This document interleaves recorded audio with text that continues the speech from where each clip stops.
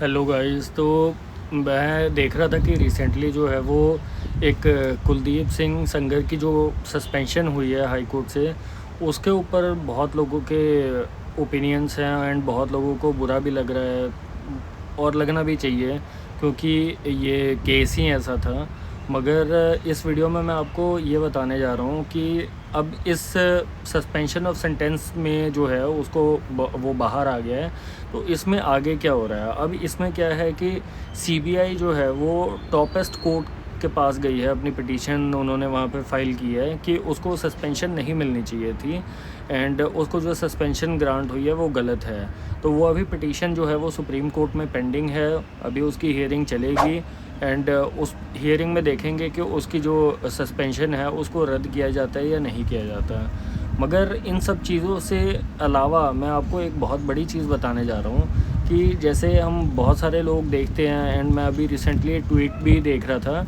कि उसमें एक पर्सन कहता है कि जो अगर आप जजमेंट देखेंगे कुलदीप सिंह सेंगर वाले केस में कि कोर्ट ने क्या फाइंडिंग दी है, तो मैंने वहाँ ये चीज़ उसको रिप्लाई किया, उस जो स्पेसिफिक बंदा था उसको,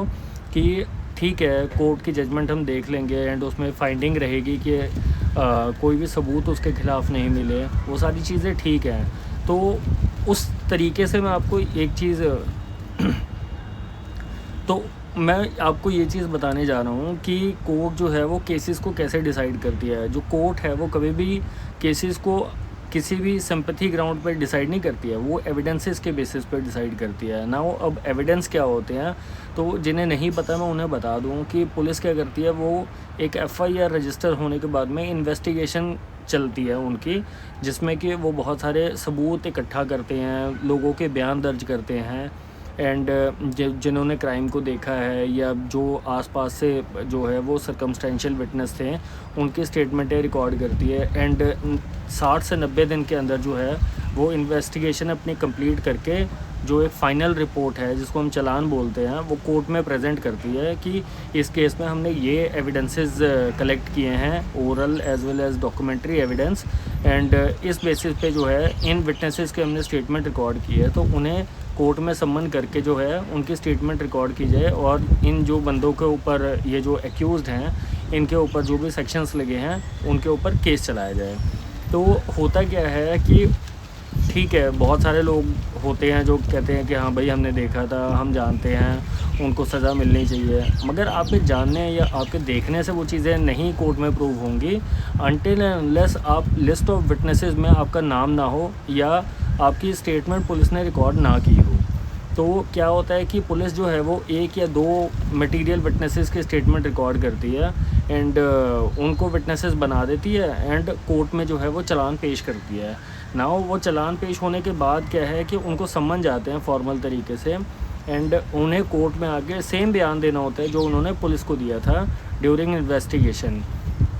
अब जो इन्वेस्टिगेशन में पुलिस ने उनके स्टेटमेंट रिकॉर्ड किए थे उसमें कोई क्रॉस नहीं होता, मतलब कोई जो है एक्यूज़्ड का काउंसिल जो है उनको क्रॉस नहीं करता, उनसे कोई सवाल जवाब नहीं करता। मगर वही स्टेटमेंट जब वो कोर्ट में देते हैं तो कोर्ट में क्या होता है कि जो एक्यूज़्ड का काउंसिल रहता है वो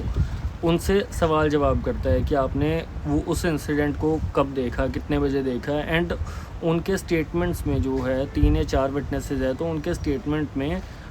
कोई कमियां ढूंढता है कि उनके स्टेटमेंट एक दूसरे से तालमेल ना खाएं एंड उन बेसिस पे जो है उसको एक्यूज़ को जो है वो सज़ा होगा या बरी होगा, वो डिपेंड करता है। तो कोर्ट जो है वो कभी भी आपके या मेरे ओपिनियंस पे नहीं चलता, वो किसी सिंपैथेटिकल ग्राउंड पे नहीं चलता, एम्पैथी पे नहीं चलता। वो चीज़ें जो कोर्ट है वो चलती है सबूतों पे और बयानों पे। अगर सबूत और बयान दोनों चीज़ें एक सिंक में हैं, दोनों चीज़ें एक ही बात कह रही हैं, तो कन्विक्शन होती है। अदरवाइज़ अगर वहाँ पे डिस्क्रिपेंसी रहती है, कोई भी 19-20 का फ़र्क रहता है दो विटनेसेस के स्टेटमेंट में या जो डॉक्यूमेंट्री एविडेंस है वो कंप्लीट नहीं है, तो उन केसेस में क्या होता है कि एक्यूज़्ड को बेनिफिट ऑफ डाउट दिया जाता है एंड उसे बरी कर दिया जाता है। तो ये जजमेंट्स जो हैं वो एक केस डिसाइड करती हैं, बट मैं नहीं मानता कि जो कोर्ट की जजमेंट्स है वो जस्टिस प्रोवाइड करती हैं। जस्टिस और केस डिसाइड करने में बहुत ही फ़र्क होता है एंड इनमें जो है मैं ये नहीं मानता कि जजेस की भी कोई गलती है। बिकॉज जजेस जो है वो एक जुडिशल ऑफिसर है, उनकी सैलरी आती है एंड उनको एज़ पर लॉ काम करना होता है, वो लॉ से बाहर जाकर काम नहीं कर सकते। उन्हें आईपीसी, बीएनएसएस, बीएनएस इन सब चीज़ों को फॉलो करना होता है एंड